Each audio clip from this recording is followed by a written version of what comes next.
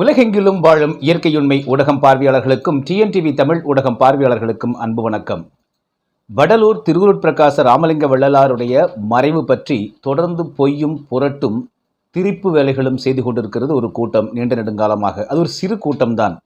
அந்த கூட்டத்தில் தற்பொழுது புதிதாக இணைந்திருக்கிறது 5ஆம் தமிழர் சங்கம் என்கிற பெயரில் இயங்கிக் கொண்டிருக்கக்கூடிய ஒரு அமைப்பு அல்லது ஒரு கூட்டம். இதற்கு மிகச்சரியாக பொருத்தமான பெயர் வைக்க வேண்டுமேயானால் 5ஆம் பைத்தியக்காரர்கள் சங்கம் என்று வைக்கலாம், அல்லது 5ஆம் பொய்யர்கள் சங்கம் என்று வைக்கலாம். காரணம் என்னன்னா, பொய்யை தவிர இவர்கள் வேறு எதுவுமே பேசுவதில்லை என்பது இவர்களுடைய இந்த விழியம் என்று அவர்கள் அழைக்கக்கூடிய அந்த குப்பைகளில் நமக்கு தெரிய வருகிறது. முதலில் இந்த 5ஆம் பொய்யர் சங்கம் அல்லது 5ஆம் பைத்தியக்காரர் சங்கத்தினுடைய நிறுவனர் பாண்டியன் என்பவரை பற்றி இந்த சங்கத்தினுடைய 5ஆம் பொய்யர்கள் சங்கத்தினுடைய காணொலி யூடியூப் பக்கத்தில் ஒரு காணொலி இவங்க பதிவிட்டிருக்காங்க. அந்த காணொலியில் பாண்டியன் என்பவர் யார் அப்படின்னு இவங்க கொடுத்த பில்டப் இருக்கு பாருங்க. அதில் தான் இவர்கள் பேசுவது எத்தகைய பொய், ஏன் இவர்களை பொய்யர்கள் என்று நாம் சொல்கிறோம் என்பதற்கு எல்லோருமே பொருள் அறிந்து கொள்ள முடியும். நீங்களும் அந்த காணொலியுடைய இணைப்பை நம்ம கீழே டிஸ்கிரிப்ஷனில் கொடுத்துருக்கோம். வேணும்னா நீங்கள் அதை போய் கேட்டு பாருங்கள்.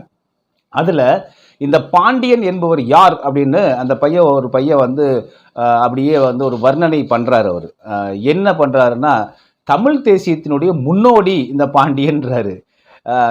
கிட்டத்தட்ட 35 ஆண்டு காலம் பார்த்திங்க அப்படின்னா இந்த தமிழ்நாட்டினுடைய அரசியல் நிகழ்வுகளை எல்லாம் பார்த்து வரக்கூடிய ஒரு வழக்கம் நம்மிடையே இருக்கிறது. காரணம் என்னென்னா, எங்கள் அப்பாவும் பார்த்திங்கன்னா அறிஞர் அண்ணா, பெரியார், காமராசர் ஆகியோருக்கும் நேரடியாக பக்கத்தில் நின்று செய்தி சேகரித்த செய்தியாளர். எனவே அந்த வரலாறு என்பது கிட்டத்தட்ட 100 ஆண்டு கால வரலாறு ஓரளவுக்கு நாம் தெரிந்து வைத்திருக்கிறோம். அடுத்து தமிழர் தமிழியல் தளத்தில் இப்பொழுது சமீபமாக குறிப்பாக 25 ஆண்டுகளாக நாம் அருகில் நின்று பார்த்து கொண்டிருப்பதும், அதே போல் தற்பொழுது பார்த்திங்கன்னா தமிழர் தமிழில் ஆகியவற்றுக்கு வெளிப்படையாக நாம் அது பற்றி பேசுவதும் ஆய்வு செய்து வருவதுமான பணிகளை செஞ்சுட்டு வர்றோம். இதில் தமிழ் தேசியத்தினுடைய முன்னோடி என்று சொல்லப்படக்கூடிய இந்த பாண்டியன் பெயரை எனக்கு தெரிந்த எந்த தமிழ் தேசியர்களுமே கேள்விப்பட்டதில்லை. இவர்களுக்குள்ளேயே ஒரு கற்பனையான உலகத்தை வைத்துக்கொண்டு, இவர்களுக்குள்ளே ஒரு 10-15 பேர் கொண்ட சங்கத்தை வைத்துக்கொண்டு அதற்குள்ளேயே இவர்கள் ஒரு முன்னோடி பின்னோடி என்றெல்லாம் கூறிக்கொள்கிறார்கள் பார்க்கிறோம். தமிழ் தேசியத்தின் முன்னோடியாக இவர் செய்த பணிகள் என்ன அப்படின்னு தமிழ் தேசியர்கள் யாரையாவது கேட்டால் நமக்கு யாருக்குமே தெரியலன்றாங்க. நான் பல தமிழ் தேசியர்கள் இப்போ இவங்க என்ன சொல்கிறாங்கன்னா, பே மணியரசன் ஐயா, கி வெங்கட்ராமன் ஐயா போன்ற தமிழ் தேசியர்களுக்கும் இவர்கள் தான் முன்னோடி போல. அதே போல் நாம் தமிழர் கட்சியினுடைய தலைமை ஒருங்கிணைப்பாளர் திரு சீமான் அவர்களுக்கு தமிழ் தேசியத்திற்கும் இவர் தான் முன்னோடி போல. இன்னும் சொல்லப்போனால் இவர்கள் மேதகு தலைவர் வேலுப்பிள்ளை பிரபாகரன் அவர்களுக்கும் இவர் தான் முன்னோடி என்பதை போல இவர்கள் செய்த இந்த பில்டப் இருக்குது பார்த்தீங்களா. தமிழ் தேசியத்திற்கு வரையறை வகுத்தவர் இவர் தான். அதே போல் தமிழர்னா யார் என்பதற்கு வரையறை வகுத்தவர் இவர் தான். ஏன் தமிழ்னாலே இவர் தான் கண்டுபிடிச்சாருன்னு கூட சொல்லலாம் இல்லையா. ஸோ விட்டால் இன்னும் கொஞ்சம் நாளில் பார்த்திங்கன்னா கண்டிப்பாக சொல்லுவாங்க. அது மட்டும் இல்லாமல் இவர்கள் இப்போ இது இன்னொரு பொய் பார்த்திங்கன்னா, பொய்யத்தான் பேசிகிட்டு இருக்காங்க அவங்க. இதில் குறிப்பிட்ட சில பொய்களை நம்ம சொன்னால் மக்களுக்கு புரியுங்கிறதுக்காக சொல்கிறோம். விநாயகர், முருகன், சிவன் ஆகியோரெல்லாம் தமிழர்கள், தமிழ் கடவுள்கள் என்று முதலாக நிறுவியவர் இந்த பாண்டியன் தான். அதாவது 5ஆம் பொய்யர் சங்கம், 5ஆம் பைத்தியக்காரர்கள் சங்கத்தினுடைய நிறுவனர் பாண்டியன் தான் என்பதாக அந்த காணொலியில் சொல்கிறாங்க. தென்னாடுடைய சிவனையே போற்றி என்பது இந்த பாண்டியனுடைய தாத்தா காலத்திலிருந்து சொல்லிட்டு இருக்காங்க. இவர் பிறப்பதற்கு முன்னாடி பல ஆண்டு காலமாக, 100 ஆண்டு காலமாக தென்னாடுடைய சிவனையை போற்றி, எந்நாட்டவர்க்கும் விரைவாக போற்றி அப்படிங்கிறது சொல்லப்பட்டு வரக்கூடியது ஆயிரக்கணக்கான ஆண்டுகள். அதே போல் முருகன் அப்படின்னால தமிழ் கடவுள் அப்படிங்கிறது குழந்தைக்கு கூட தெரியும். சுப்பிரமணி அப்படின்னு கூட வடமொழியாளர்கள் சொல்வதற்கு காரணம் தெற்கிலிருந்து வரக்கூடிய அதனுடைய ஒளி என்று பொருள். ஆக சுப்பிரமணியருக்கு பெயரே, அதனுடைய பெயர் காரணமே நீங்கள் பார்த்தீங்கன்னா தென்கடவுள் என்பது தான் பெயராக இருக்குது. எனவே இதெல்லாம் பார்த்தீங்கன்னா காலமாக சொல்லப்பட்டு வருது. இவர் எங்கே புதுசாக போய் கண்டுபிடிச்சி நிறுவினாருன்னு தெரியல. ஆக இது போன்ற பொய்களை எல்லாம் விநாயகர் வழிபாடு நமக்கு பார்த்திங்கன்னா பிள்ளையார் பட்டியலில் எத்தனை 4ஆம் நூற்றாண்டு காலத்திலேருந்து இருக்குது நமக்கு. அதே போல் சித்தர்கள் விநாயக பெருமானை காப்பு போடாமல் சித்தர்கள் பாடல்களே எழுதுறது இல்லைன்னு பார்க்குறோம். எனவே யானைமுக கடவுள் ஆனைமுக கடவுளை நாம் வணங்குவதற்கு நிறைய இருக்குது. திருவருட்பிரகாச ராமலிங்க வள்ளல் பெருமானாரே கலை நிறை கணபதியே அப்படின்னு பாடலே எழுதியிருக்காரு. எனவே அதனுடைய பொருள் என்ன அப்படிங்கிறது, அது சித்தர் மெய்யில் வரக்கூடிய பொருள், சுவாசத்தை மூச்சுக்காற்றை குறிக்கக்கூடிய மிக முக்கியமான ஒரு குறியீடாக நாம் ஆனைமுக கடவுளை வணங்கிட்டு இருக்கோம் அப்படின்னு தெரியும். இதெல்லாம் காலம் காலமாக இங்கே இருக்கக்கூடியது. இது எல்லாம் என்னமோ இந்த பாண்டியன் என்பவர் தான் நிறுவினார் என்று இவர்கள் கதை அளக்கிறார்கள் இந்த காணொலியில். இதை நம்பி ஒரு பார்த்தீங்கன்னா எல்லாமே அனைவரும் 2K கிட்ஸ்ன்னு நினைக்கிறேன். ஏன்னா அந்த சங்கத்தை சேர்ந்தவர்கள்லாம் நம்முடைய காணொலிகளுக்கு கடந்த காலங்களில் பின்னோட்ட போது ஒருத்தனுக்கு தமிழ் தெரியல, எல்லாமே இங்கிலீஷில் தான் தமிழ் எழுதுறானுங்க. நம்ம அதனால பார்த்தீங்கன்னா எல்லாம் படு முட்டாள்தனமாகவும் மூடத்தனமாகவும் இருக்கிறனால அவற்றெல்லாம் அகற்ற வேண்டியதாக இருக்குது. ஏதாவது அறிவுபூர்வமாக ஒரு கீழே பின்னூட்டம் இட்டு அதுக்கு பதில் கேட்டால் பரவாயில்ல. இவனுக்கு காணொலியே பூரா முட்டாள்தனமானது, பொய்யானது, மூடத்தனமானது. இப்போ அவனில் இதை பின்பற்றக்கூடியவங்க நம்மகிட்ட பின்னூட்டம் இட்டால் இப்படி இருக்கும். எனவே தான் நம்ம அதையெல்லாம் அகற்ற வேண்டியதாகிருச்சு. பல பேர் பிளாக் பண்ணியிருக்கோம். ஏன்னா ஒரு நியூசென்ஸாக இருக்கிறது அப்படிங்கிறதுக்காக நம்ம பண்ணியிருக்கோம்னு வச்சுக்கோங்களேன். இது பார்த்தீங்கன்னா இப்படி தமிழ் தேசியம், தமிழர் கடவுள் எல்லாவற்றையுமே நிறுவியவர் இவர் தான், தமிழை கண்டுபிடித்ததே இந்த பாண்டியன் தான் என்பதை போன்ற பில்டப்புகளை தான் நம்பக்கூடிய இந்த 2K கிட்ஸு, இந்த தமிழே எழுத தெரியாத ஒரு கிட்ஸ் குரூப் இருக்குது பார்த்தீங்களா, அவர்களெல்லாம் நம்புவார்களே தவிர விவரம் அறிந்தவர்கள் யாரும் இதை ஏற்றுக்கொள்ள மாட்டார்கள். ஒன்று. அடுத்ததாக இவர்கள் இந்த திருவருட்பிரகாச ராமலிங்க வள்ளல் பெருமானாரை பற்றி 2 விழியங்கள் இவர்கள் சொல்லக்கூடிய அந்த மொழியில் பண்ணாங்க.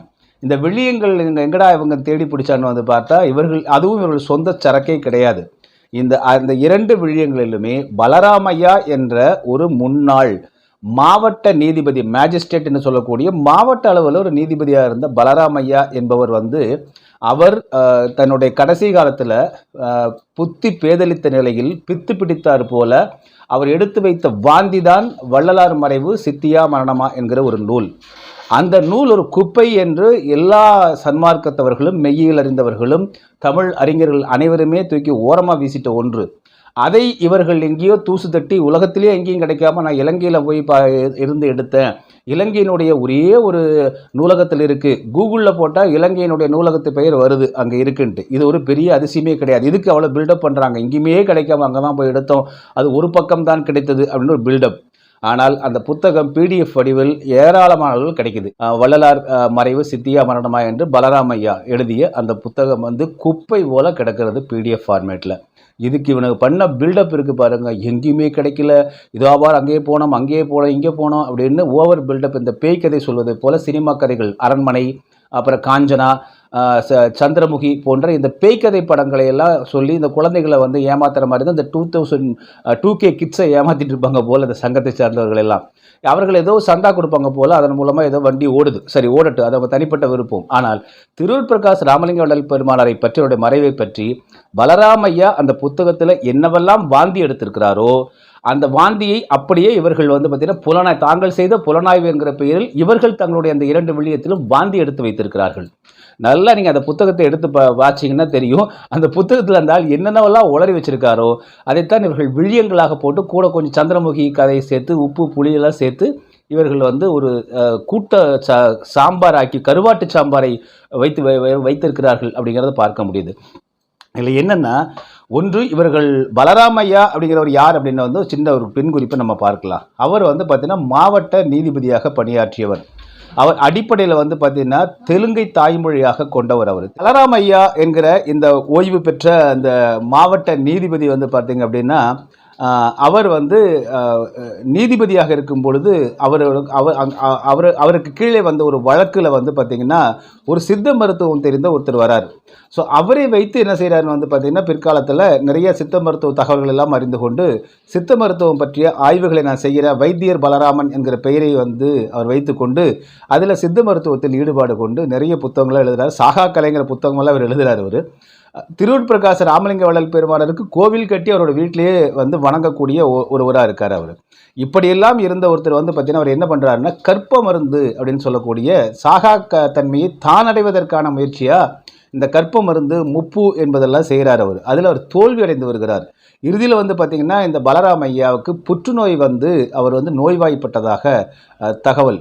எனவே அப்படிப்பட்ட நிலையில் வந்து பார்த்தீங்கன்னா ஒரு கட்டத்தில் புத்தி பேதலித்து விரக்தியில் என்ன பண்ணுறாரு, சாகா கலைஞர்லாம் ஒன்றுமே கிடையாது, ராமலிங்க வள்ளல் பெருமானார் சித்தியில் அடையல, மரணம் தான் அடைந்தார் அப்படின்னு சொல்லிட்டு இதற்கு சான்றாக மறைமலை அடிகளுடைய ஒரு டைரி குறிப்பில் இருக்கக்கூடிய ஒரு குறிப்பை வந்து அவர் மேற்கோள் காட்டுறார். இதில் என்ன பியூட்டின்னா, இவரே வந்து பார்த்தீங்கன்னா சித்த மருத்துவமே இவருக்கு தெரியாது. வேற ஒருத்தர் தன்னுடைய வழக்கிற்கு வந்த ஒரு சித்த மருத்துவரை, ரசவாதம் தெரிந்த ஒருவரை பிடித்து கொண்டு இவர் அரைகுறையாக மருந்து செஞ்சு அதில் தோல்வியுற்று கற்பம் மருந்து எடுக்க முடியாமல், முப்பு எடுக்க முடியாமல் தோல்வி அடைந்து நோய்வாய்ப்பட்டு விரக்தி ஆயிடுறார் இவர். இது வந்து பார்த்திங்கன்னா இது அவருடைய தவறு ஒன்று. அடுத்தது வந்து பார்த்திங்கன்னா மறைமலை அடிகள் யாருன்னு வந்து பார்த்திங்கன்னா, அவர் வந்து 38 ஆண்டுகள் திருவருட்பிரகாச ராமலிங்க வள்ளல் பெருமானார் சித்தி அடைந்து 38 ஆண்டுகள் கழித்து தான் அவர் அங்கே போகிறார். அவர் அங்கே போயிட்டு அவர் என்ன வந்து யார்கிட்ட என்ன கேட்டாரோ தெரியல, அவர்கள் ஏதோ சொன்ன குறிப்பாக தன் டைரி குறிப்பில் ஒரே ஒரு நாளில் ஒரு குறிப்பை மட்டும்தான் இதை பற்றி எழுதியிருக்காரு. அதற்கு முன்பாக வந்து பார்த்திங்கன்னா 2 குறிப்புகள் இருக்குது. வடலூர் போனதை பற்றி குறிப்பு இருக்குது. அந்த வடலூர் போன குறிப்பில் வந்து பார்த்திங்கன்னா முதலாக போகும்போது அந்த இடத்தை பார்த்து அந்த சத்தியஞான சபையை பார்த்து நான் பிரமித்து போய்விட்டேன் அப்படின்னு சொன்ன அவர் வந்து அதற்கு பிறகு அங்கே நான் வந்து சன்மார்க்கம் பற்றி உரையாற்றினேன். இது மறைமலை அடிகளுடைய குறிப்பில் டைரி குறிப்பில் இருக்குது. சன்மார்க்கத்தை பற்றி உரையாற்றினேன். அப்பொழுது சில வைதீகர்கள் திருவருட்பிரகாச ராமலிங்க வள்ளல் பெருமானார் கொள்கைக்கு விரோதமாக அங்கு வழிபாடு செய்து கொண்டிருக்கிறார்கள் என்பதை நான் கண்டித்தேன் அப்படிங்கிறாங்க. இந்த 5ஆம் பொய்யர் சங்கம் இருக்கு இல்லைங்களா, அந்த 5ஆம் பைத்தியகாரர்கள் சங்கம், இவங்க தன்னுடைய காணொலியில் இந்த வைதிகர்கள் சொல்லையே பயன்படுத்தலை, அதை வந்து ஒரு சிலர் அப்படின்னு மாற்றி சொல்கிறாங்க. இவர்களுக்கு ஏன் வைதிகர்கள் வந்து செஞ்சாங்கிறத வந்து இவங்க சொல்ல முடியலன்னா, இவர்கள் யூத பிண்டாரிகள் என்ற ஒரு கற்பனை கோட்பாட்டை வைத்து கொண்டு உருட்டிட்டு இருக்காங்க. ஸோ அதுக்கு இந்த உண்மை வந்து அடிபட்டு போயிருங்கிற வைதிகர்கள் பெயரையே அவங்க பயன்படுத்தாமல் அந்த காணொலியில் சொல்கிறாங்க. உண்மையில் நடந்த என்னென்னா, ஆடூர் சிவாச்சாரியார் என்ற ஒரு சிவாச்சாரியார் வந்து பார்த்தீங்கன்னா ஆடூர் சபாபதி சிவாச்சாரியாருங்கிறது வந்து அவர் திருவருட்பிரகாச ராமலிங்க வள்ளல் பெருமாள் இருந்த காலத்திலேயே அவர்கிட்ட வர்றார். அவர் யாருன்னா, இந்த ஆடூர் சிவாச்சாரியார் சிதம்பரத்துக்கு பக்கத்தில் உள்ள கிராமத்தில் உள்ள ஒரு ஐயனார் கோயில் பூசாரியாக இருக்கார். அங்கே ஒன்றும் வருமானம் இல்லை, சோத்துக்கு வழி இல்லாத சூழ்நிலை வருது. அப்போ வந்து வடலூரில் வந்து திருவருட்பிரகாச ராமலிங்க வள்ளல் பெருமாள் மடம் கட்டியிருக்காங்க, தர்மசாலையெல்லாம் கட்டியிருக்காங்க. தெரிஞ்ச உடனே அவர் அதை நோக்கி அங்கே ஏதாவது வாய்ப்பு கிடைக்குமான்னு வராரு. வந்தவர் வந்து பார்த்திங்கன்னா அவர் சீடராவெல்லாம் வரல, இதுக்கு அவர் பிழைப்பு தேடி வருகிறார். அப்பொழுது வந்து மேட்டுக்குப்பத்தில் திருவருட்பிரகாச ராமலிங்க வள்ளல் பெருமாள் தற்பொழுது ஞானசபையில் உள்ள 2 பெட்டிகளை அங்கே தான் வச்சுருந்தார் அவர், மரப்பெட்டிகளை. அதற்கு அன்றாடம் வழிபாடு செய்வது ஒரு வழக்கமாக இருந்தது. அதில் வந்து இவருக்கு வழிபாடு செய்வதற்கு நானும் வழிபாடு செய்யணும் பூநூலை கழற்றி வைத்து கொண்டு அவர் வந்து பார்த்திங்கன்னா அங்கே வந்து அது வழிபாடு அன்றாடம் வந்து அதற்கு தீப ஆராதனை, ஒளி ஆராதனை காட்டி வழிபாடு செய்யக்கூடிய வேலையை செஞ்சிருக்கார் அவர். இப்படி இருந்துட்டு இருக்கும்போதே அன்றாட நிகழ்வு இருக்கும்போது அப்பொழுதே திருவருட்பிரகாச ராமலிங்க வள்ளல் பெருமானாருக்கு அவரை பொறுத்த வரைக்கும், பெருமானாரை பொறுத்த வரைக்குங்க, யார் யார் என்னென்ன நோக்கத்திற்காக வந்திருக்கிறார்கள், யார் யார் எப்படிப்பட்டவர்கள், என்ன வரும் என்பது அவ்வளவு துல்லியமாக அறிந்து வைத்திருக்கக்கூடிய ஆற்றல் படைத்தவர் திருவருட்பிரகாச ராமலிங்க வள்ளல் பெருமானார். இங்கே வந்து பல முட்டா பசங்க சொல்லி தெரிவதை போல் அவர் என்னமோ ஏமாந்தவர், விவரமறியாதவர், அவர் ஏமாற்றி விட்டார்கள் அப்படின்லாம் வந்து உளறிட்டு கிடக்கிறாங்க. பார்த்தீங்களா, அப்படிலாம் கிடையாது. யார் யார் என்னென்ன துல்லியமாக ஒரு தொலைதூரத்திலிருந்து வரக்கூடிய நபர் கூட எப்பொழுது வருகிறான், என்ன எண்ணத்தோடு வருகிறான் என்னும் அளவிற்கு அவருக்கு உணர்ந்து கொள்ளக்கூடிய தன்மை இருந்திருக்கு. அப்படிங்கிறது வந்து ஏராளமான வரலாற்று பதிவுகள், சான்றுகள் இருக்கின்றன. அந்த அடிப்படையில் வந்து பார்த்திங்கன்னா இந்த ஆடூர் சபாபதி சிவாச்சாரியர் என்ன செய்கிறாருன்னு வந்து பார்த்தீங்கன்னா கூட வந்துட்டு நடிக்கிறாரு அப்படிங்கிறது தெரிஞ்சிருச்சு அவருக்கு. யாருக்கு? திருவருட்பிரகாச ராமலிங்க வள்ளல் பெருமானாருக்கு. அவர் சித்தி அடைவதற்கு சில நாட்களுக்கு முன்பாக வேட்டவலத்திலிருந்து இன்னும் ஜமீன் வரணுமே, ஏன் வரல அப்படிங்கிற மாதிரி திருவருட்பிரகாச ராமலிங்க வள்ளல் பெருமானார் பொதுவாக அங்கிருந்த மக்கள்கிட்ட வந்து பொதுவாக அவர் கேட்டுட்டு விட்டுட்டார். அப்புறம் வந்து பார்த்தீங்கன்னா அவருக்கு ஆக்சுவலாக உடல்நிலை சரியில்லாமல் இருந்தனால தான் வர முடியல. இது திருவருட்பிரகாச ராமலிங்க வள்ளல் பெருமானாருக்கும் அறிந்த ஒன்று தான். ஆனால் இதற்கிடையே என்ன பண்ணார், இந்த ஆடூர் சபாபதி சிவாச்சாரியர் நேராக வேட்டவாரத்துக்கு போயிட்டு அவர்கிட்ட ஏதோ 1க்கு 2 3க்கு 4 சொல்லி எதையோ திருச்சி சொல்லி கையோட கூட்டிகிட்டு வந்துட்டார். திருவருட்பிரகாச ராமலிங்க வள்ளல் பெருமானாருக்கு ஒரு சின்ன அதிர்ச்சி, என்னடா இது நம்ம உடல்நிலை சரியில்லைன்னு சொன்னாரே, வந்திருக்காருன்னு வந்து பார்த்தா யாரா கூட்டிகிட்டு வந்திருக்கான்னு பார்த்தா இந்த ஆடூர் சபாபதி சிவாச்சாரியர் கூட்டு வந்திருக்காரு. இதற்கு திருவருட்பிரகாச ராமலிங்க வள்ளல் பெருமானார் சொன்ன சொல்லுன்னா, நூல் எனினும் கோல் சாயுமே அப்படின்னு சொல்லியிருக்காங்க. அப்படின்னா என்ன பொருள்? பூநூல் வந்து ஒரு கோல் என்றால் அரசாட்சி ஆளக்கூடியவரையும் சாய்க்கக்கூடிய அளவுக்கு இருக்கு அப்படிங்கிற அந்த துணியில் வந்து திருவருட்பிரகாச ராமலிங்க வள்ளல் பெருமானார் சொல்லிட்டு இந்த ஆடூர் சபாபதி சிவாச்சாரியாரை நீங்கள் இனிமேல் இங்கே இருக்க வேண்டாம், கிளம்புன்னு சொல்லிட்டார். சரிங்களா? அந்த ஆடூர் சபாபதி சிவாச்சாரியாரை அந்த மேட்டுக்குப்பம் அந்த இடத்துல இருந்து வெளியே அனுப்பிச்சிட்டார். யார்? வள்ளல் பெருமானார். அதற்கு பிறகு சித்தி அடைந்ததற்கு பிறகு 3 நாள் கழித்து அவன் கண்ணீரும் கம்பளையுமோடு மீண்டும் நடித்து கொண்டு வந்துதான் உள்ளே போந்து எல்லாத்தையுமே ஆக்கிரமித்து கொண்டு பிற்காலத்தில் 130 ஆண்டுகளுக்கு கிட்டத்தட்ட ஆடூர் சபாபதி சிவாச்சாரியார் அவருடைய வாரிசுகளும் அந்த திருவூர் பிரகாச ராமலிங்க வள்ளல் பெருமானார் உருவாக்கி அந்த சத்தியஞான சபையில் அமர்ந்து கொண்டு உருவ வழிபாடு செய்து கொண்டு வேள்வி செய்து கொண்டு பூசை முறைகள் செய்து கொண்டு பிரதோஷ பூசையெல்லாம் பண்ணி கொண்டிருந்தார்கள் என்பதையெல்லாம் இந்த ஐந்தாம் பொய்யர்கள் சங்கம், இந்த ஐந்தாம் பைத்தியகாரர்கள் சங்கம் அதையெல்லாம் குறிப்பிடவே இல்லை. ஏனென்றால் 130 ஆண்டு காலமாக ஒரு பிராமணர், அதுவும் சிவாச்சாரியார், அதை ஆக்கிரமித்து இத்தனை அட்டூழியங்களை செய்து கொண்டிருந்தார் என்பதை அதை மறைத்துவிட்டு ஏதோ இவனுக்குமே தெரியாத யூத பிண்டாரி என்கிற ஒரு கற்பனை கோட்பாட்டை வைத்துக்கொண்டு இவர்கள் மெழுகு பூசி உருட்டி கொண்டிருக்கிறார்கள் அப்படிங்கிறத நம்ம பார்க்க முடியுது. எனவே அதற்கு பிறகு வழக்கு தொடுக்கப்பட்டு உருவ வழிபாடு கூடாது என்று ராமலிங்க வள்ளல் பெருமானார் சொல்லியிருக்கிறாங்கிறத அவருடைய பாடல்கள் வாயிலாக நிரூபித்து இந்து சமய அறநிலையத்துடைய ஆணையம், விசாரணை ஆணையம், அதே போல சென்னை உயர்நீதிமன்றத்தில் மாண்புமிகு நீதிபதி சந்துரு ஐயா அவர்கள் தலைமையில் அன்னைக்கு பார்த்திங்கன்னா நீதி அது உறுதி செய்யப்பட்டு அங்கே அந்த சிவாச்சாரியர் வெளியேற்றப்பட்டார். இது இவ்வளவு பெரிய போராட்டம். ஆக அந்த ஆடூர் சிவாச்சாரியாரை பற்றி நன்கு அறிந்தவராக இருந்திருக்கிறார் திருவூர் பிரகாச ராமலிங்க வள்ளல் பெருமானார் என்பதை இங்கே பார்க்கணும். அதே போல் இவர்கள் தொடர்ந்து பார்த்திங்கன்னா இவர்களுக்கு இந்த பொய்யர்கள் சங்கத்துக்கு, பைத்தியகாரர்கள் சங்கத்துக்கு உரைநடை தவிர வேறு எந்த அறிவுமே இல்லைங்கிறது தெரியுது. உரைநடை என்பது பார்த்தீங்க அப்படின்னா திருவூர் பிரகாச ராமலிங்க வள்ளல் பெருமானாரை பொறுத்தவரையிலும் அவர் எழுதிய கிட்டத்தட்ட 6000 பாடல்கள் அப்படின்னா அதுக்கு திரு அருட்பா என்று பெயர். பா என்றாலே பாடல், பாக்கள் என்று பெயர். ஸோ திருவருட்பா என்பது அது தனியாக பாடல்கள். உரைநடை என்பது திருவருட்பா அல்ல, ஏன்னா அது பாடல், இது உரைநடை. இந்த உரைநடை என்பது என்னன்னு பார்த்தீங்கன்னா திருவூர் பிரகாச ராமலிங்க வள்ளல் பெருமானாரோடு உடன் இருந்தவர்கள் அவர் பேசுவார் இல்லைங்களா, அவர் பேசுறது, அவர் உபதேசம் சொல்வதெல்லாம் குறித்து வைத்துக் கொள்வார்கள். அவங்கவுங்க எத்தனை சீடர்கள் இருக்காங்களோ அவங்கெல்லாம் குறித்து வைத்துக்கொண்டு அதை அவங்கவுங்க வீட்டில் பத்திரமா வைத்திருந்த தகவல்கள் அவை. அவற்றையெல்லாம் இந்த தொகுப்பாசிரியர்கள் பாலகிருஷ்ண பிள்ளை, அதே போல் சாமு கந்தசாமி பிள்ளை, முன்னதாக சாமு கந்தசாமி பிள்ளை போன்றவர்கள் எல்லாம் என்ன பண்ணுறாங்கன்னா அவ்வாறு வைத்திருந்தவர்களெல்லாம் அந்த குறிப்புகளை வாங்கி அதை உரைநடை என்ற அடிப்படையில் வெளியிடுறாங்க. ஸோ அதில் வள்ளலார் சொன்னதையே தவறாக புரிந்து கொண்டு எழுதியவர்களும் இருக்கலாம், எழுத்து பிழையும் அதில் இருக்கலாம், அல்லது இவர்கள் தங்களுக்கு புரிவதைப் போல பொருள் மாற்றி கூட எழுதியிருக்கலாம். எனவே அந்த உரைநடை என்பது திருவூர் பிரகாச ராமலிங்க வள்ளல் பெருமானார் தன் கைப்பட எழுதியது அல்ல.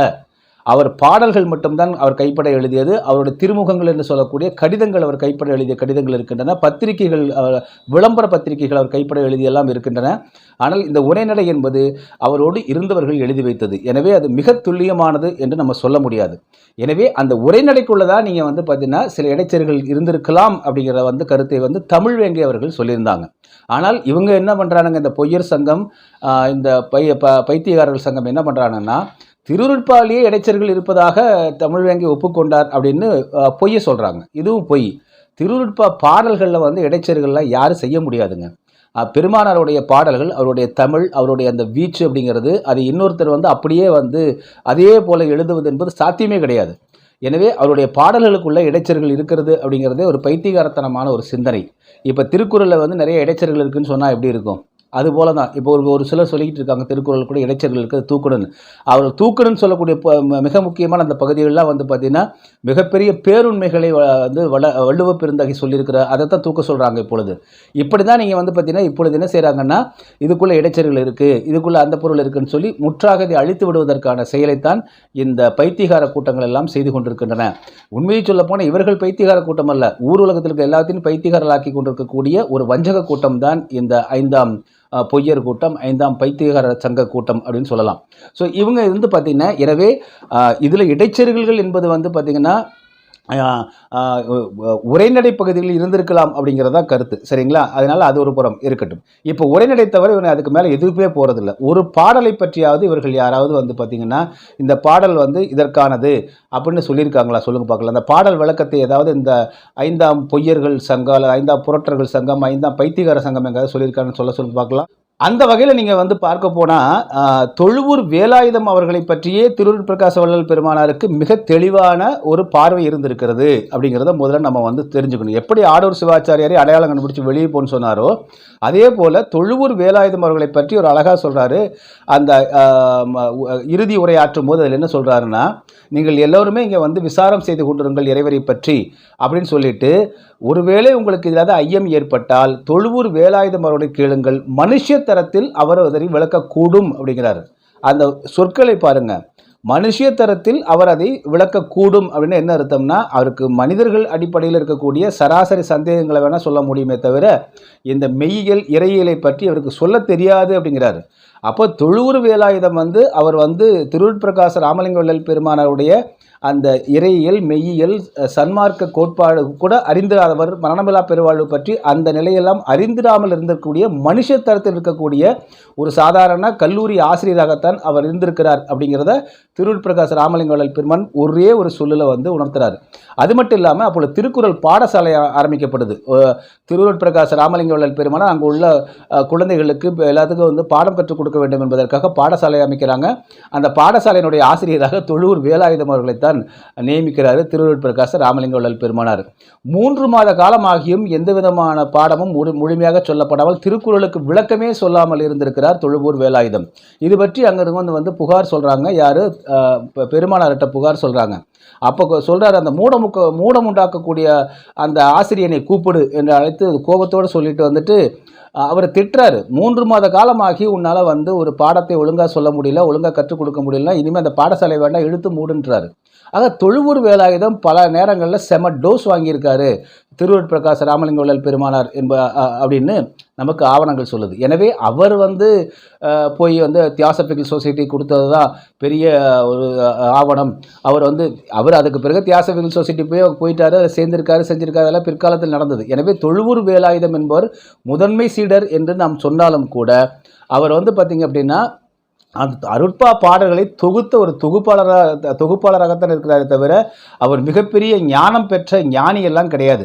அவர் கடைசி வரைக்கும் பார்த்தீங்கன்னா இப்போ நெத்தியில் பட்டையும் கழுத்தில் கொட்டையும் போட்டு தான் சுற்றிட்டு இருந்திருக்கார் திருவருட்பிரகாச ராமலிங்க வள்ளல் பெருமானாரோடு இருக்கும் பொழுதே. எனவே அவருடைய தரம் அவ்வளவுதான் அப்படிங்கிறது தெரிஞ்சது. ஏன்னா அவரை வைத்து கொண்டெல்லாம் நம்ம பெரிய அளவுகோலாக திருவருட்பிரகாச ராமலிங்க வள்ளல் பெருமானாரை நாம் அளவிடக்கூடாது என்பது மிக முக்கியமாக சொல்கிறோம்.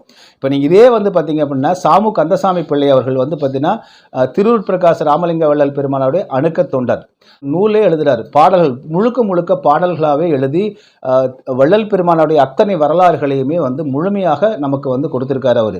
அது 6ஆம் திருமுறைக்கு அப்புறம் 7ஆம் திரை இன்னும் பல திருமுறைகள் எழுத வேண்டும் என்கிற கோரிக்கையும் கந்தசாமி பிள்ளை அவர்கள் வச்சிருக்காங்க. இதில் மிகப்பெரிய ஒரு அறிந்து கொள்ள வேண்டிய செய்தி என்னன்னு பார்த்தீங்கன்னா, அவருக்குத்தான் நேரடியாக திருவருட்பிரகாச வள்ளல் பெருமானார் தாம் இருக்கும் பொழுதே, தாம் உருவத்தோடு இருக்கும்போதே வெளியிட்ட 4 திருமுறைகளுடைய புத்தகத்தை பரிசளித்தார் சாமு கந்தசாமி பிள்ளை அவர்களுக்கு. அதே போல தன் காலில் அணிந்திருந்த மரக்காலணியை சாமு கந்தசாமி பிள்ளை அவர்களுக்கு அவர்கள் அன்பளிப்பாக திருப்பி கொடுத்துருக்காங்க. அவர் கொடுத்ததே திருப்பி அவருக்கு கொடுத்துருக்காங்க. அது இன்றும் பார்த்தீங்கன்னா காரணப்பட்டு கிராமத்தில் சாமு கந்தசாமி பிள்ளை அவருடைய அறக்கட்டளை அங்கே இன்னமும் பாதுகாக்கப்பட்டு வருகிறது அப்படின்னு பார்க்கிறோம். எனவே அவருடைய மெய்யியல் மற்றும் அவருடைய பணிகளை எல்லாம் மிகச்சரியாக ஆவணப்படுத்திய முதன்மையான அணுக்க தொண்டர், அவருடைய சீடர்னு பார்த்தீங்கன்னா சாமு கந்தசாமி பிள்ளை அவர்களை தான் சொல்லணும். எனவே தொழுவூர் வேலாயுதம் அவர்கள் ஐயா எழுதியிருந்த பாடல்களை பிரித்து தொகுத்து புத்தகமாக வெளியிட்ட ஒரு தொகுப்பாசிரியர் தானே தவிர அவர் நேரடி சீடரோ, அது நேரடி சீடர் என்பதை விட அவருடைய மெய்யியல் கருத்துக்களை உள்வாங்கி கொண்ட சீடராகவோ அவருடைய ஞான கருத்துக்களை உள்வாங்கி கொண்ட சீடராகவில்லை. மனுஷ தரத்தில் செயல்பட்ட ஒரு சராசரி ஆசிரியராக, மனிதராகத்தான் திருவருட்பிரகாச ராமலிங்க வள்ளல் பெருமானே தொழுவூரரை சொல்றார். சாமு கந்தசாமி பிள்ளை அவர்கள் எழுதிய நூல்களிலிருந்து பார்த்தீங்கன்னா அவருடைய பக்குவம் என்ன என்பது நமக்கு தெரியும். அவர்தான் ஏராளமான வரலாற்று சான்றுகளையும் கிட்டத்தட்ட 180 அற்புதங்கள் திருவருட்பிரகாச ராமலிங்க வள்ளல் பெருமானார் நிகழ்த்திய அற்புதங்களை எல்லாம் சாமு கந்தசாமி பிள்ளை அவர்கள் தான் ஆவணப்படுத்துகிறார். அதே போல பிரபந்த திரட்டு என்கிற நூலும் இருக்கு. எனவே சாமு கந்தசாமி பிள்ளை அவர்களுடைய இந்த லிட்ரரி ஒர்க் என்பது மிகப்பெரிய பணி. திருவருட்பிரகாச ராமலிங்க வள்ளல் பெருமானாரை நாம் பற்றி அறிந்து கொள்வதற்கான ஒரு மிக முக்கியமான ஒன்று. இரண்டாவது, இப்போ நிறைய பேர் இந்த இடைச்செருகள் இருக்குது, குறுக்குச்செருகள் இருக்குது அப்படிலாம் உளறிட்டு தெரியுறாங்க இல்லைங்களா. இதில் அடிப்படையில் நான் முதல் 4 திருமுறையை வெளியிடுறாங்க. அப்புறம் 5ஆம் திருமுறை பின்னாடி 6ஆம் திருமுறை பிற்காலத்தில் வெளியிடப்படுகிறது. ஏன்னா 6ஆம் திருமுறை என்பது அதனுடைய முடிவு முற்றாக சைவத்திலிருந்து வெளியே வருவது. ஆனால் அப்படிப்பட்டதை எல்லா மக்களும் ஏற்றுக்கொள்வார்களா, ஏற்றுக்கொள்ள மாட்டார்கள் என்ற காரணத்தினால் அதை பிற்காலத்தில் வெளியிட்டுக் கொள்ளலாம் என்று நிறுத்தி வைக்கப்பட்டதை தவிர அதில் எந்த சூழ்ச்சியுமே கிடையாது. அதில் இன்னொன்று பார்த்தீங்கன்னா, நீங்கள் என்னதான் பாடல்கள் எல்லாம் இது போல பிற்காலத்தில் ஏதாவது பைத்தியகார கூட்டம் உளறி கொண்டிருக்கும் என்பதால் தான் திருவருட்பிரகாச ராமலிங்க வள்ளல் பெருமானை என்ன பண்ணார்னா, இந்த 6000 பாடல்கள் அப்படிங்கிற மொத்த பாடல்கள்லேயே பார்த்தீங்கன்னா இறுதியாக அகவல் என்கிற 1596 அடிகள் கொண்ட ஒரே பாடல், தமிழ் வரலாற்றிலேயே தமிழில் ஒரு பாட்டு 1596 அடிகள் கொண்ட ஒரு பாடல் இருக்கிறது என்றால் அது ஒற்றை பாடல் அகவல் மட்டும்தான். மதுரை காஞ்சியே 900 800 900 அடிகள் தான் இருக்கும். இதில் 1596 அடிகள் கொண்ட வரிகள் கொண்ட பாடலை வந்து ஒரே பாடல் முற்றுப்புள்ளியோ கமாவோ இல்லாமல் எழுதியிருக்காரு திருவருட்பிரகாச ராமலிங்க வள்ளல் பெருமானார். இது தமிழினுடைய மாபெரும் சாதனை. ஒரு இரவில் அடித்தல் திருத்தல் இல்லாமல் தன் கைப்பட அவர் எழுதிய அந்த நூல் இன்னமும் வடலூரிலே வந்து தர்மசாலையிலே அங்கே கண்ணாடி பேழையில் வைத்து பாதுகாக்கப்பட்டு வருகிறது. யார் வேணாலும் போய் பார்த்துக்கலாம். தன் கைப்பட எழுதியது அது. எனவே அந்த அகவலில் ஒட்டுமொத்தமாக தம்முடைய வாழ்நாள் பணிகளை எல்லாம் சாறு பிழிந்து அதில் கொடுத்துட்டார். திருக்குறள் போல திருக்குறள் எத்தனை வந்து குறள்கள் இருக்கின்றனோ அந்த வடிவத்தில் அகவலை வந்து ஒரே பாடலாக வந்து கொடுத்துருக்காரு. எனவே திருவருட்பிரகாச ராமலிங்க வள்ளல் பெருமானாருடைய உபதேசங்கள், அவர் அடைந்த நிலை ஆகியவற்றையெல்லாம் நீங்கள் பல்வேறு இப்படி கிராஸ் செக் பண்ணலாம், ஆய்வுகள் செய்யலாம். அவருடைய முதல் திருமுறையிலிருந்து நிறைய பேர் நினச்சிட்டு இருக்காங்க முதல் 5 திருமுறையில் ஒன்றுமே இல்லை, 6ஆம் திருமுறையில் மட்டும்தான் இருக்குன்னு சொல்கிறதே ஒரு மூடத்தனம்.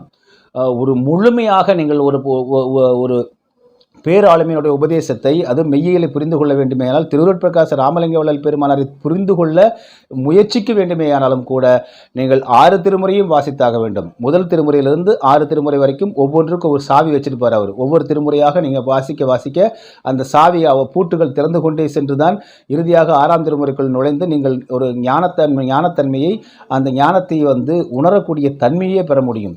நேரடியாக 6ஆம் திருமுறைக்கு போகிறது வந்து பார்த்திங்கன்னா 1ஆம் கிளாஸ் 2ஆம் கிளாஸ் போகாமல் ஸ்ட்ரெயிட்டாக நீங்கள் வந்து பார்த்திங்கன்னா பிஹெச்டி போகிற மாதிரி தான். அது கண்டிப்பாக யாருக்குமே புரியாது, யாராலும் அது வெற்றி பெற முடியாது. எனவே இப்படிப்பட்ட நிலையில் வந்து அவர் நிலையை யார் அடையவில்லை, அவர் சொல்வது ஏன் கேட்கவில்லை, எவன்டா ஃபாலோ பண்ணுனீங்க? முதல்ல அந்த 6 திருமுறைகளில் ஒவ்வொரு திருமுறையாக முழுசாக வாசித்தது உண்டா? அதே போல் அகவலை முழுசாக வாசித்தது உண்டா? அதற்கு விளக்கம் எடுக்க வந்து அறிவு இருக்கா?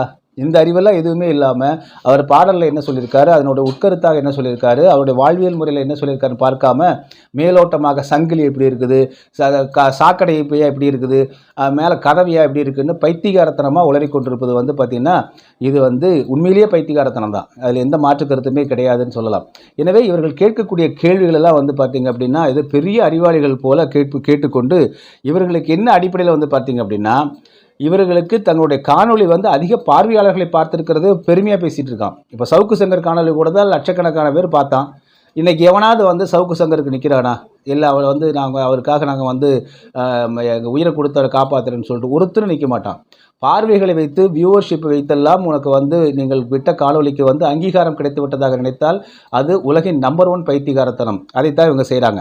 அடுத்ததாக இந்த வள்ளல் அப்படிங்கிற பெயர் வந்து பார்த்திங்கன்னா திருவருட்பிரகாச ராமலிங்க வள்ளலார் என்று தொழுவூர் வேலாயுதம் தான் வைத்தார். அதை பெருமானார் ஏற்றுக்கொள்ளவே இல்லை. வள்ளல் என்ற சொல்லே தவறுன்னு உளறி கொட்டிட்டு இருக்கானுங்க இந்த பைத்தியகாரர்கள்.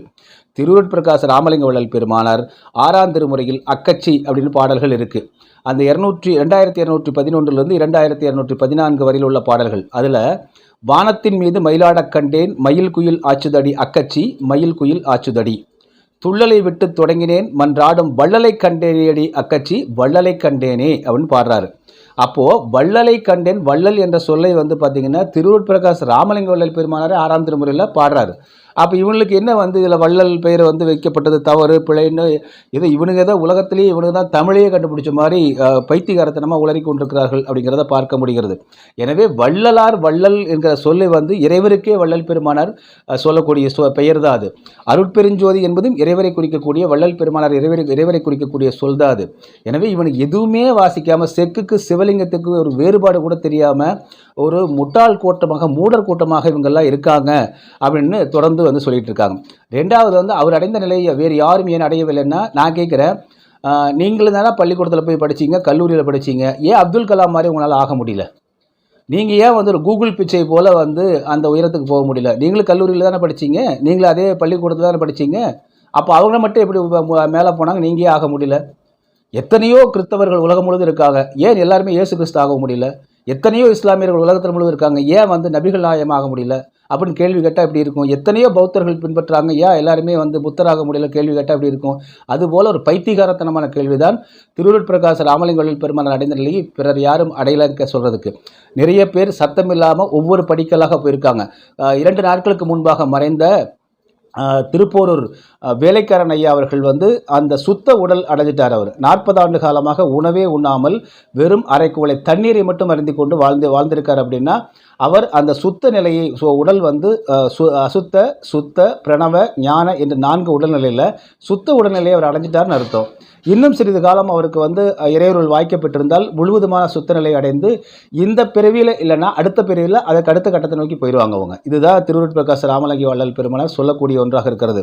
இந்த தேகத்தில் இல்லாவிட்டாலும் அடுத்த தேகத்தில் நம்ம வந்து இந்த நிலையை படிப்படியாக அடைந்து கொண்டே செல்ல முடியும். அதற்கு இப்பொழுதிருந்தே நீங்கள் சன்மார்க்கத்துக்குள்ளே வரணும் தான் சொல்கிறாங்களே தவிர எந்த கொம்பனாலையும் நீங்கள் வந்து இன்றைக்கி நாளை காலையில் போய் சன்மார்க்க சங்கத்தில் சேர்ந்துட்டு நாளைக்கு சாயந்தரமெல்லாம் நீங்கள் வந்து திருவருட்பிரகாச ராமலிங்க வள்ளல் பெருமானார் அடைந்த நிலையெல்லாம் அடைய முடியாது. நீங்கள் சாகக்கூட முடியாது காலையில் போயிட்டு சாயந்தரத்துக்குள்ளே. எனவே இது ஒரு பைத்தியகரத்தனமான வாதம். இதுக்கு எல்லாவற்றுக்குமே ஒரு சாதாரண நீங்கள் வந்து ஒரு நிலையில் இருக்கக்கூடிய வந்து பார்த்திங்கன்னா ஒரு ஓகப்பயிற்சி செய்யக்கூடியவர் கூட அந்த ஓகப்பயிற்சியில் அந்த நிலையை அடைவதற்கு பல நாட்கள் பயிற்சி செய்து தான் ஒரு சிறிய நிலையவே நம்ம அடைய முடியும். மிக சாதாரண நிலையவே அடைய முடியும். இப்போ நீங்கள் உடம்பை குறைக்கணும்னு நீங்கள் ஜிம்முக்கு போனீங்கன்னா நீங்கள் போய் உடற்பயிற்சி செய்யணும். உடற்பயிற்சியே செய்யாமல் ஜிம்மில் இருக்கிறவங்க மட்டும் ஸ்லிம்மாக இருக்கிறான், மற்றவங்களாம் ஏன் தொப்பையாக இருக்கான்னு கேள்வி கேட்டால் அப்படி இருக்கும். அப்படி தான் இருக்குது. எனவே அதை பயிற்சி செய்ய வேண்டும், அதற்கான வழிமுறைகளை பின்பற்ற வேண்டும். அப்படி யார் அவர் இருந்த காலத்திலேயே அவரை பின்பற்றவில்லை என்பது வள்ளல் பெருமானாரே சொல்லியிருக்காங்க. சுற்றி இருக்கிறவங்க எல்லாம் அந்த நிலையை அடையவில்லை என்பதை சொல்லியிருக்காரு. ஏன்னா அவர் அடைந்த நிலை அவ்வளோ உயரமான நிலை. அதற்கு படிப்படியாகத்தான் போக முடியாதற்கான வழிகாட்டுதலை வைத்திருக்கிறார். இந்த பிறவியில் நீ வந்து சன்மார்க்கத்தை இருக்க பிடிச்சிட்டு அப்படின்னா இறையருளை காலை வந்து கெட்டியாக பிடிச்சிட்டின்னா இந்த தேகம் இல்லாட்டி வரக்கூடிய அடுத்தடுத்த தேகங்களையாவது நீ ஈடேறி வர முடியும். இல்லாவிட்டால் பிறந்து இறந்து இந்த அவத்தையிலேயே பைத்தியகார மாதிரி சுற்றிட்டு இருப்ப இந்த உலகத்தில் அப்படின்னு தான் சொல்கிறாரு திருவருட்பிரகாச ராமலிங்க வள்ளல் பெருமானார். இதுதான் சித்தர் பெருமக்கள் எல்லாமே சொல்கிறாங்க. ரெண்டாவது, திருவருட்பிரகாச ராமலிங்க வள்ளல் பெருமானார் மட்டும்தான் இந்த பிரணவ ஞான தேகத்தை பற்றியெல்லாம் சொன்னார், அடைந்தாரெல்லாம் அவரே சொல்ல. அவர் ஏராளமாக எனக்கு முன்னாடி வந்து நிறைய பேர் இதை அடைஞ்சிருக்காங்க, அவர்களுடைய பாதம் தொட்டு தான் நானும் வந்து அந்த நிலையை அடைஞ்சிருக்கேன் அப்படின்னே சொல்கிறாரு. வாழையடி வாழையன்னு வந்த திருக்கூட்ட மரபில் அடியேனும் ஒருவன் அன்றோ அப்படின்னு தான் திருவருட்பிரகாச ராமலிங்க வள்ளல் பெருமானார் சொல்கிறார். அவர் எந்த இடத்துல வந்து சித்தரும் முத்தரும் கிடைக்காத நிலை வந்து கிடைச்சதுன்னு சொல்கிறாருன்னா அது பெருமிதப்படுறார் அவர். அப்படிப்பட்ட நிலை தனக்கு கிடைச்சிருச்சு, யாருக்குமே கிடைக்காத நிலை கிடைச்சிருச்சு. நம்ம கூட சொல்கிறோம்ல, இன்றைக்கி ஒரு அதிசயமாக ஒரு செயல் நம்ம வாழ்க்கை நடக்குது, இது யாருக்குமே கிடைக்காது, எனக்கு கிடைச்சிருச்சுப்பா என்று நான் பெருமிதப்படுவதை போல் அவர் வந்து பெருமிதப்படாது, கற்பனையோ மிதப்போ அல்ல. எனவே அது வந்து அவர் எந்த இடத்துலையுமே தான் மட்டும்தான் எல்லாம் சாதித்தேன், தான் மட்டும்தான் எல்லாம் சொன்னேன்னு சொல்லவில்லை. சன்மார்க்கத்தை பற்றி நீ அறிய வேண்டுமானால் திருமூலருடைய திருமந்திரத்தை படினே சொல்கிறார். திருக்குறளில் முதல் அதிகாரத்தில் சாகா கல்வியை பற்றி தேவர் பெருமானார், அதாவது திருவள்ளுவர் தேவர் பெருமானார் சொல்லியிருக்காருன்னே சொல்கிறார். எனவே அவர் தான் மட்டும்தான் சொன்னார், தான் தான் நிறைய அடைஞ்சலாம் அவர் சொல்லவே இல்லை.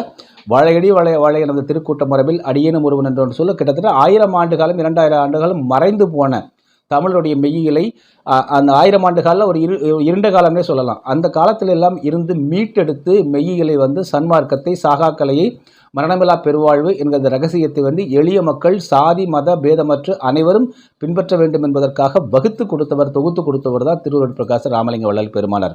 எனவே அதனால் இதில் வந்து எதையாவது பைத்தியகாரத்தனமாக சொல்லி கொண்டிருக்கக்கூடாது. அடுத்ததாக வந்து பார்த்திங்கன்னா நான் ஏற்கனவே குறிப்பிட்டது போல் இந்த பலராமையாவுடைய அதுவே அவர் புத்தி பேதலிச்சு போய் எழுதியிருக்கார். அவர் என்ன சொல்லியிருக்காரு அதில், அந்த இந்த 2 விழியங்களில் இவர்கள் வந்து எடுத்த வாந்தியெல்லாம் பலராமையாவுடைய வாந்தி தான். அவர் அடிப்படையில் ஏற்கனவே குறிப்பிட்டார். இவங்க வந்து நம்ம தமிழர் சங்கம் சொல்லிட்டு இருக்காங்க. ஆனால் இவர்கள் எடுத்துக்கொண்டிருக்கக்கூடிய மேற்கோள் எடுத்துக்காட்டு வந்து பார்த்திங்கன்னா தெலுங்கு நாயுடுவாக இருக்கக்கூடிய பலராமையாவுடைய புத்தகத்தை எடுத்துக்கொண்டு உளறி கொட்டி கொண்டிருக்கிறார்கள் இவர்கள். அதில் அவர் மறைமலையடிகள் சொல்கிறார். 38 ஆண்டுகள் கழித்து மறைமலையடிகள் அந்த ஊரில் யாரோ சொன்னதாக ஒரு குறிப்பெழுதி வைத்திருக்கிறத தவிர அதுக்கு சான்று என்ன அப்படின்னு மறைமலையடிகள் கொடுக்கல. மறைமலையடிகள் இன்வெஸ்டிகேட்டிவ் ஆஃபீஸர் கிடையாது. முதல்ல அவர் சமகாலத்தில் வாழ்ந்தவரும் அல்ல. பலராமையாவும் ஒரு இன்வெஸ்டிகேட்டிவ் ஆஃபீஸர் கிடையாது. அவர் வள்ளலாரோடு சமகாலத்தில் வாழ்ந்தவர் அல்ல. 2 பேருமே வள்ளலாரோடு சமகாலத்தில் வாழாமல் பிற்காலத்தில் 30-40 ஆண்டுகள் கழித்து தான் இவர்களெல்லாம் வந்து பிற்காலத்தில் வர்றாங்க. எனவே இவர்கள் வந்து செய்கின்ற ஆய்வும் புலனாய்வெல்லாம் நீங்கள் வந்து ஒரு சான்றாக எடுத்துக்கொள்ளவே முடியாது. அந்த திருவருட்பிரகாச ராமலிங்க வள்ளல் பெருமானுடைய மறைவு பற்றி ஜேஹெச் காஸ்டின், அதே போல் வந்து பார்த்திங்கன்னா இன்னொரு பிரிட்டிஷினுடைய ரெவென்யூ அதிகாரி 2 பேருமே போய் வந்து அவர் வந்து ஆய்வுகள் மேற்கொள்கிறாங்க. காவல்துறை புலன் விசாரணை செய்கிறது. எங்குமே வள்ளல் பெருமானார் காண கிடைக்கவில்லை என்று அறிக்கை தரப்படுகிறது. அதன் அடிப்படையில் தான் அவர் வந்து அறிக்கையை வந்து ஜேஹெச் காஸ்டின் அப்போதைய மாவட்ட ஆட்சியர் வந்து கொடுக்குறாரு. அது கெசட்டில் பதிவாகுது. இன்னும் ஒன்று மிக முக்கியமான ஒரு தகவல், ஒருவர் இறந்து போனாலோ அல்லது கொல்லப்பட்டிருந்தாலோ எரிக்கப்பட்டிருந்தாலோ உடனடியாக அவருடைய இடம் உள்ளிட்ட பத்திரப்பதிவுகள் எல்லாம் மாற்றப்படும், பெயர் மாற்றப்படும் இல்லைங்களா? ஆனால் திருவருட்பிரகாச ராமலிங்க வள்ளல் பெருமானாரை பொறுத்தவரையிலும் 7 ஆண்டுகள் கழித்து தான் பத்திரப்பதிவே செய்ய முடியும் என்று நிறுத்தி வச்சிருந்தாங்க.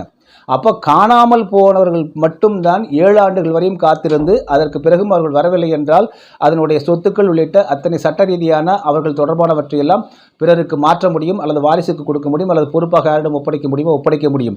ஆக 7 ஆண்டுகள் திருவருட்பிரகாச ராமலிங்க வள்ளல் பெருமானாருடைய எந்த விதமான அந்த சட்ட ரீதியான செயல்பாடுகளும் முன்னெடுக்கப்படாமல் நிறுத்தி வைக்கப்பட்டிருந்தது. காரணம், அவர் காணாமல் போனதாகத்தான் முழுமையாக பிரிட்டிஷினுடைய ஆட்சியாளர்களே, பிரிட்டிஷினுடைய காவல்துறையே அப்பொழுது அறிக்கை கொடுத்திருந்தது. அதுதான் உண்மையும் கூட.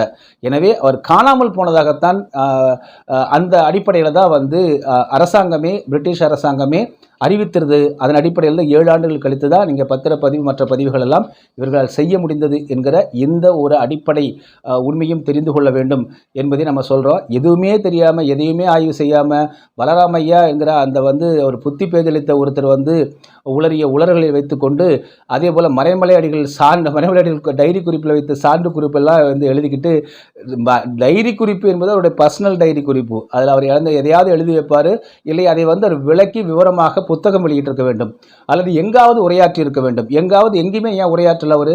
அதற்கு பிறகு நீண்ட ஆண்டுகள் அவர் வாழ்கிறார். 1950-58 வரைக்கும் அவர் தொடர்ந்து நாட்குறிப்பு எழுதுகிறாரு. ஏன் எங்கேயுமே அதை பற்றி அவர் விரிவாக சொல்லலை? சரி, அப்படி விரிவாக சொல்லியிருந்தாலும் ஏன் அவர் புத்தகமாக அதை எழுதலை? ஏன் பொது மேடைகளில் உரைநடையாக பேசலை? ஏன் அவர் கட்டுரையாக வடிக்கலை? அதை ஏன் மக்கள்கிட்ட எஸ்டாப்ளிஷ் பண்ணாமல் விட்டார் மறைமலை அடிகள்? எனவே இது பலராமையா என்கிற ஒரு விரக்தியில் அவர் எழுதுனது பூரா பொய்யா எழுதி வச்சிருக்காரு. அவர் முன்னுக்கு பின்முறாக எழுதி வச்சிருக்காரு. அவருடைய புகைப்படங்கள்லாம் நான் இப்போ காமிக்கிறேன் பாருங்கள். இவர் ஒரு ஓய்வு பெற்ற நீதிபதி. இவர் எப்படிலாம் புத்தரை போல வேடமணிந்து கொண்டு, இயேசு கிறிஸ்துவை போல வேடமணிந்து கொண்டு, இஸ்லாமியரை போல வேடமணிந்து கொண்டு, வள்ளலாரை போல வேடமணிந்து கொண்டு ஒரு மனநிலை பாதிக்கப்பட்ட என்னென்ன பண்ணுவானோ அத்தனையுமே அந்த புத்தகத்தில் அவர் பண்ணி வச்சிருக்காரு. அதற்கான புகைப்படங்களை நீங்கள் இதில் பார்க்கலாம்.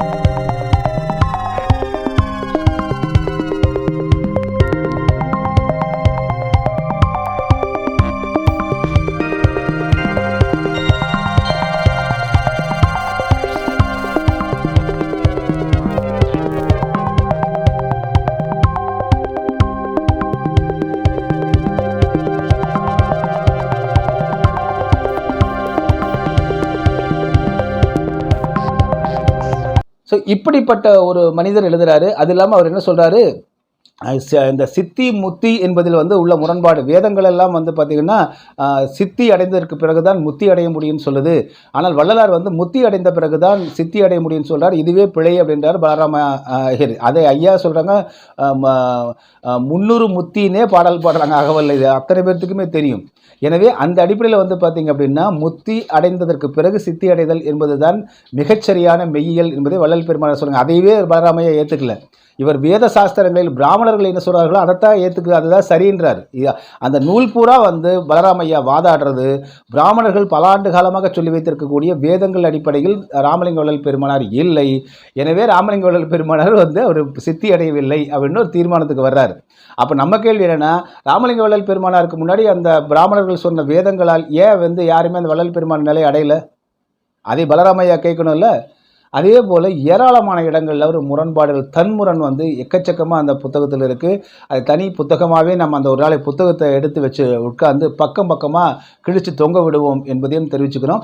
எனவே இந்த அடிப்படையில் இவர்கள் கேட்கக்கூடிய கேள்வி, இந்த சங்கிலி எப்படி இருக்குது, இங்கே சாரப்பாம்பு எப்படி இருக்குதுங்கிற கேள்வியெல்லாம் விட திருவருட்பிரகாச ராமலிங்க வள்ளல் பெருமானார் முழுவதுமாக அவருடைய பாடல்களில் சொல்லியிருக்கக்கூடிய பாடல்கள், தன் நிலை பற்றி அவரே அறிவித்திருக்கக்கூடிய நிலை, அவர் அடைந்த நிலை, இவற்றை பற்றி ஆராயணுமே தவிர நீங்கள் பைத்தியகாரர்கள் போல அவரை நீங்கள் ஒரு முன்முடிவோடு இது போன்ற பித்தலாட்ட பரப்புரைகளை செய்து கொண்டிருப்பது பார்த்திங்கன்னா அதனால் எந்த ஒரு கெடுதலும் இல்லை. இந்த விழியமெல்லாம் வந்ததுக்கு பிறகு தான் பார்த்திங்கன்னா கடந்த மாத பூசத்தன்று 13ஆம் தேதி அன்று 50,000த்திற்கு மேலாக மக்கள் குவிஞ்சிருக்காங்க. எங்கே? வடலூர் ஞான சபையில்.